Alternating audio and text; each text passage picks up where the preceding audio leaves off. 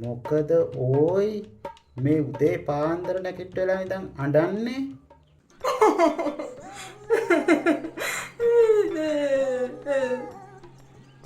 මට රට යන chance එකක් ඇවිත්. මොනවා? කොහාටද යන්නේ? ඊශ්‍රායල් වලට. වාව්! නියම රට. ඇයි ඉතින් අඬන්නේ? මාව දාලා යන්න බැරි නිසාද? නෑ අනේ සැරටම යුද්ධේ තියෙනවලුනේ. කමක් නෑ අනේ යුද්ධේ තියුණට ඔයා යන්න මමනේ කියන්නේ. මොකද ඔයාට ඔච්චර උනන්දුවක්. මිසෙලියක් වැදලා මාව මලොත් එහෙම අනිත් එක්ක තුවක්කු වලුත් නෙවෙලු ඒගොල්ලෝ යුද්ධ කරන්නේ.